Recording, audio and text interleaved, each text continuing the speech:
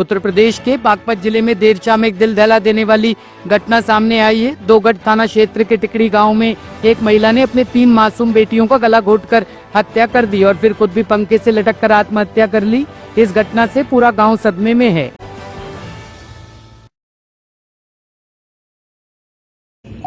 थाना दोगट पे सूचना मिली कि टिकरी गांव अंतर्गत एक घर है जिसमें एक महिला अपने बच्चों के साथ रहती है और इसका दरवाजा अंदर से बंद है और खुल नहीं रहा है।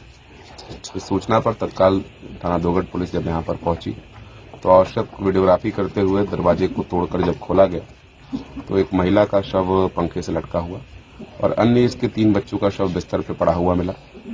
बच्चों के गले में भी चुन्नी लपेट के बांधी हुई थी। तो प्रथम दृष्टया ये मामला ऐसा लग रहा है कि महिला के द्वारा इन बच्चों का गला घोंट के स्वयं आत्महत्या कर ली गई है। पूछताछ में महिला के पति ने बताया, जो कि एक टूरिस्ट बस ड्राइवर है, कि किसी बात को लेकर इनका गृह क्लेश चल रहा था और 24 घंटे से इनकी बातचीत नहीं हुई थी। ये महिला अपने बच्चों को अच्छी शिक्षा हेतु शहर में जाने की जिद कर रही थी, जिसका पति विरोध कर रहा था। इस बात को लेकर इन दोनों के बीच में थोड़ी कहासुनी हुई थी। आज शाम को जब ये घर लॉक होने की बात आई तो इन्होंने पुलिस को सूचना दी। थाना दोगट के द्वारा चारों शव को कब्जे में ले लिया गया है और आवश्यक पोस्टमार्टम और पंचायतनामा की कार्रवाई हेतु प्रोसीड किया जा रहा है। फील्ड द्वारा भी मौके का भ्रमण करके जो आवश्यक विधिक कार्रवाई थी, साक्ष्य लेने थे, वो ले लिए गए हैं और थाना दोगट पर आवश्यक विधिक कार्रवाई की जा रही है। Thank you. इसका 3 बड़ा है, एक लड़की पहली की है, 2 इसकी है। इसने जो है इसका मालिक जो है टूरिस्ट बस चला हुआ है दिल्ली से। वो आज सुबह 3 बजे मकान पाया और वो सो रहा था यहाँ बाहर। उसने जो है अंदर बच्चों को बांट दिया शाम के टाइम। तीनों को चुन्नी से पड़ा भी मार दिया, आपको फांसी लगा कर मर गई। विकास के पिताजी का नाम गजय सिंह है और पता नहीं किस कारण से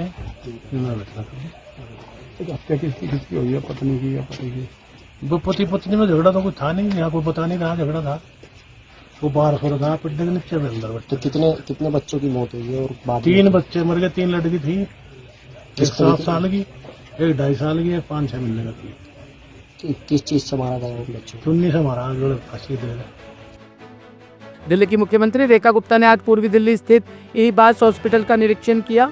यह अस्पताल दिमागी रोगों के लिए और राजधानी के प्रमुख न्यूरोलॉजी सेंटर के रूप में माना जाता है। निरीक्षण के दौरान मुख्यमंत्री ने अस्पताल की जर्जर स्थिति और इंफ्रास्ट्रक्चर पर गंभीर चिंता जताई। सीएम रेखा गुप्ता ने मीडिया से बातचीत में कहा कि यह हॉस्पिटल काफी पुराना है और पिछली सरकारों ने डॉक्टरों की स्थिति या अस्पताल की सुविधाओं में सुधार पर ध्यान नहीं दिया।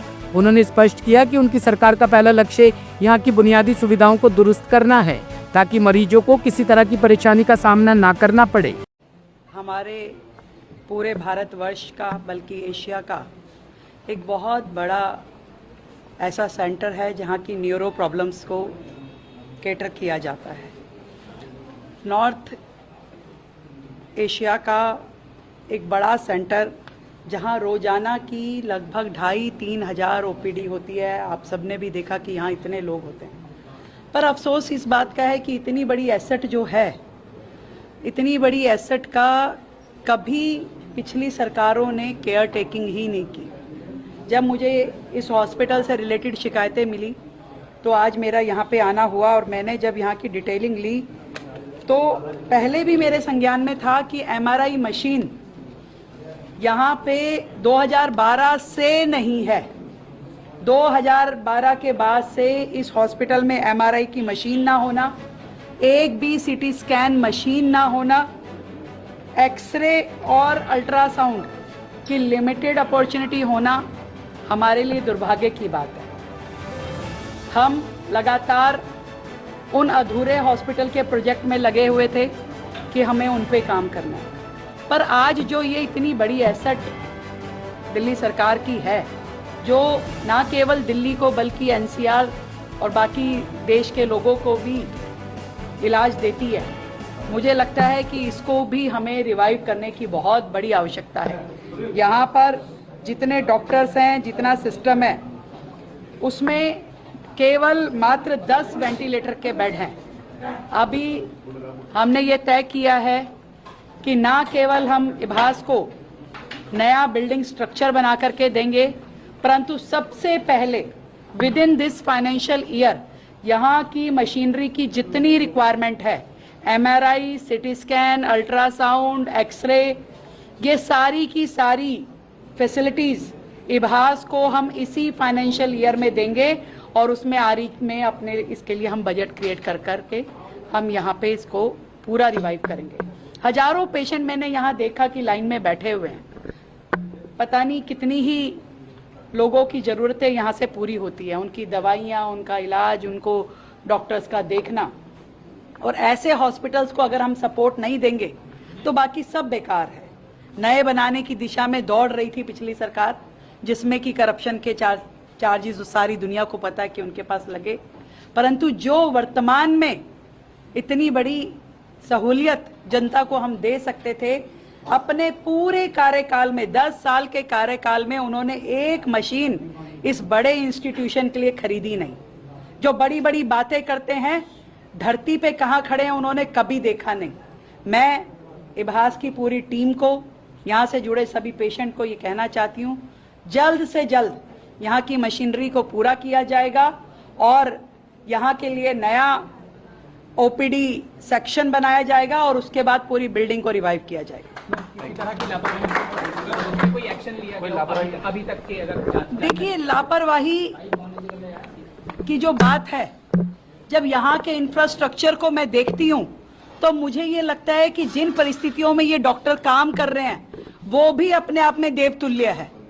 ऐसी परिस्थितियों में आप पेशेंट को देख पाएं, उनकी प्रॉब्लम का समाधान कर पाएं, लिमिटेड रिसोर्सेज में, बिना मशीनों के। आप सोच सकते हैं कि मेंटल हेल्थ के लिए जो अस्पताल हो वहाँ एमआरआई ना हो, बिना एमआरआई के वो क्या देख रहा है वहाँ पे डॉक्टर, क्या कर रहा है वो बेचारा। इसलिए आज मैं कतई कसूरवार नहीं ठहरा सकती यहाँ की मेडिकल टीम को। इतना जरूर कह सकती हूँ कि सरकार का सपोर्ट इस अस्पताल को मिलना चाहिए था, जो आज तक नहीं मिला। और मैंने विश्वास दिलाया यहाँ की मेडिकल टीम को, डायरेक्टर को, कि हम सरकार की ओर से पहली प्रायोरिटी में इसी अस्पताल के सारे काम। दिल्ली के नंदनगरी थाना क्षेत्र में हुई फायरिंग की वारदात का पुलिस ने खुलासा कर आरोपी को गिरफ्तार कर लिया है। घटना 6 सितंबर की रात की है, जब ई रिक्शा चालक हरिओम अपने दोस्त सोनू के साथ घर लौट रहा था। ताहिरपुर स्थित सरस्वती समाज समिति के पास 2 युवक नशे की हालत में उनसे भिड़ गए। तभी तीसरा व्यक्ति पहुंचा और पिस्तौल से गोली चला दी। गोली हरिओम के पैर में लगी, जिसके बाद तीनों आरोपी फरार हो गए। घायल को उसके साथी ने जीटीबी अस्पताल पहुंचाया। घटना की सूचना पर मुकदमा दर्ज कर एसएचओ आनंद यादव के नेतृत्व में टीम गठित की गई।